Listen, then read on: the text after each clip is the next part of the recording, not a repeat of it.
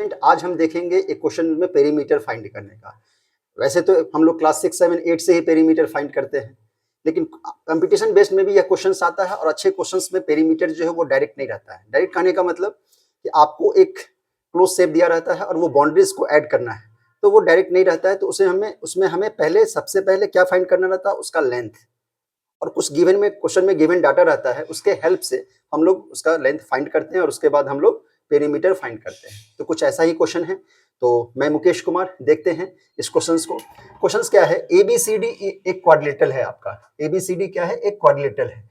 इस क्वाड्रिलेटरल में आपका जो एरिया है यह है 16 सेंटीमीटर स्क्वायर। क्या है, 16 सेंटीमीटर स्क्वायर आपका एरिया दिया हुआ है और बीसी लेंथ है 5 सेंटीमीटर और एक गिवन डाटा है एडी और सीडी जो लेंथ है वह आपका इक्वल है। और क्या इंफॉर्मेशन है कि ये डी जो है वो 90 डिग्री है और यहाँ पे बी जो है ये 90 डिग्री है। और आपसे पूछा जा रहा है पेरीमीटर। क्या पूछा जा रहा है, perimeter of A B C D quadrilateral. Perimeter क्या होगा? तो पेरीमीटर के लिए हम क्या जानते हैं कि sum of its boundary A B plus B C plus C D plus A D.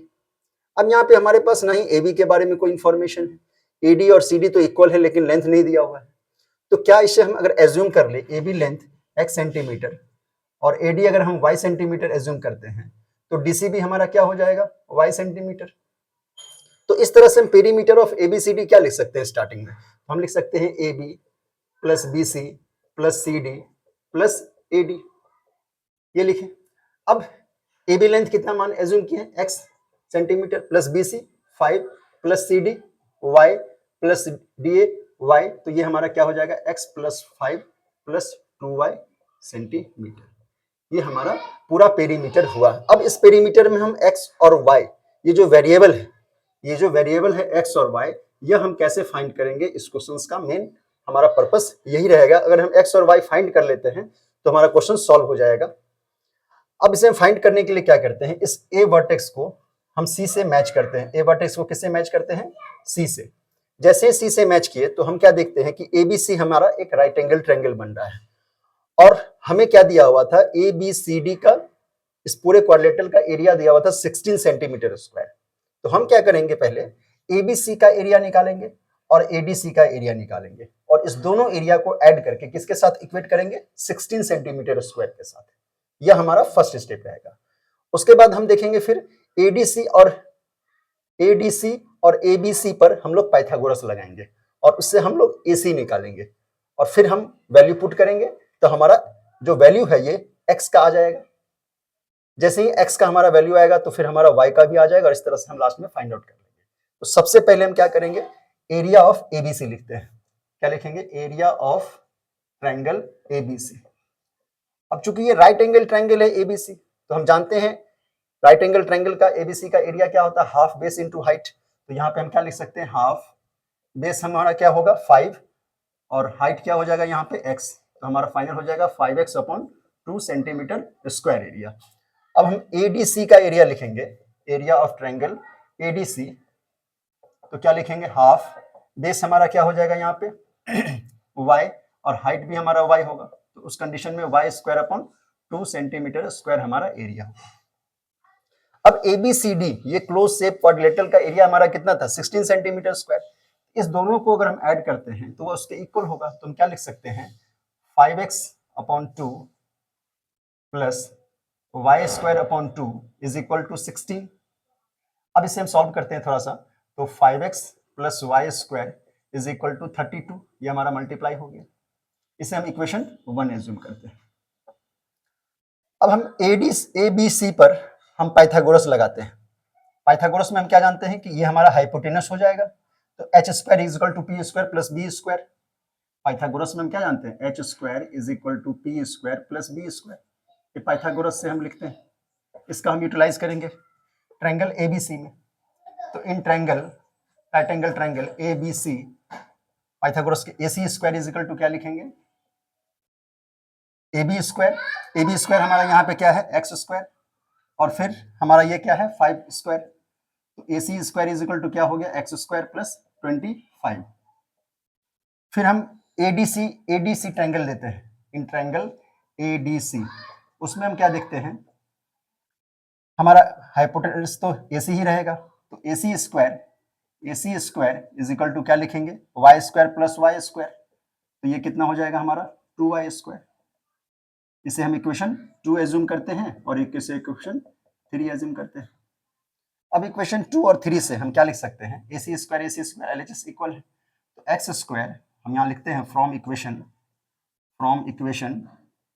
2 and 3, from equation 2 and 3 क्या लिख सकते हैं, x square plus 25 is equal to 2y square. इसे हम डालते हैं इक्वेशन नंबर 4। अब आप यहाँ पे हमारे पास 5x plus Y square equal to 32 है, तो इक्वेशन 1 में फ्रॉम इक्वेशन 1 हम अगर दोनों तरफ 2 से मल्टीप्लाई करें, from equation 1 multiply 2 in both side, तो क्या लिख सकते हैं 10x plus 2y square is equal to 64। तो क्या हम लिख सकते हैं 2y square is equal to 64 minus 10x। इसे हम मान लेते हैं इक्वेशन नंबर 5। अब इक्वेशन 4 और 5 से देखिए, 2y स्क्वायर क्या है, x स्क्वायर प्लस 25 और 2y स्क्वायर क्या है 64 माइनस 10x। तो इस फ्रॉम इक्वेशन 4 एंड 5 क्या हम लिख सकते हैं, x square plus 25 is equal to 64 minus 10x। अब इस तरह हम ले आते हैं इसको LHS की तरफ, तो x स्क्वायर प्लस 10x और इसको इस तरफ लाएंगे तो plus 25 minus 64 is equal to 0। तो हम इसको क्या लिख सकते हैं, x स्क्वायर प्लस 10x और 25 माइनस 64 माइनस में जाएगा 9 और ये हमारा 3 इज इक्वल टू 0।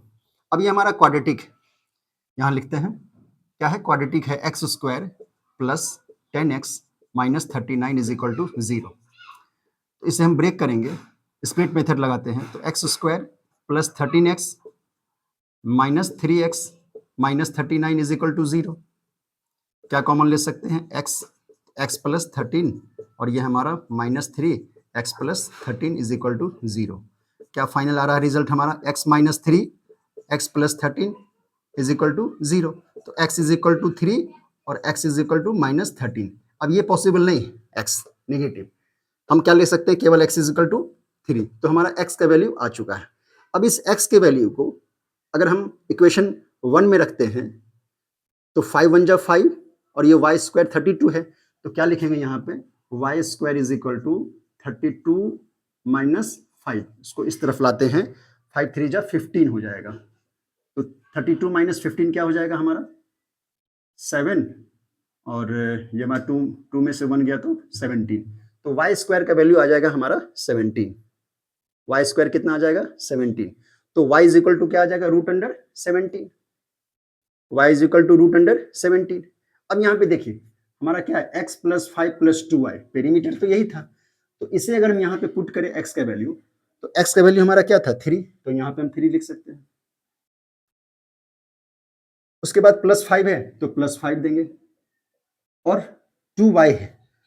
अब y कितना है हमारा, y इज इक्वल टू, यहाँ पे हम निकाल रहे थे y इक्वेशन 1 में, y square is equal to root 17 है, तो y इज इक्वल टू क्या लिखेंगे, यहाँ पे हम लिख देते हैं ये हमारा 17 हुआ, तो y इज इक्वल टू क्या आ गया, रूट अंडर 17।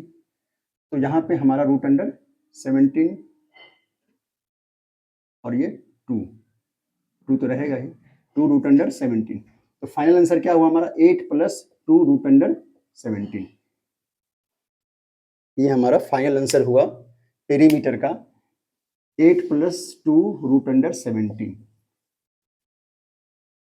क्या किए थे पहले, हम सबसे पहले एज्यूम कर लिए थे कुछ x और ये y, उसके बाद फिर से हम यहाँ पे एरिया से हेल्प से निकाले, फिर हमने पाइथागोरस लगाया, x का वैल्यू निकाला, 2 वैल्यू निकल रहा था, एक नेगेटिव और एक पॉजिटिव, नेगेटिव को रिमूव कर दिए, पॉजिटिव को लिए, और फिर x का वैल्यू इक्वेशन 1 में डाले तो y का वैल्यू आया, और इस तरह से जब हम इसमें पुट किए पेरीमीटर में फाइनली, तो हमें आंसर आया 8 plus 2 root under 17। Okay, thank you. अगर वीडियो पसंद आया तो please like share and subscribe.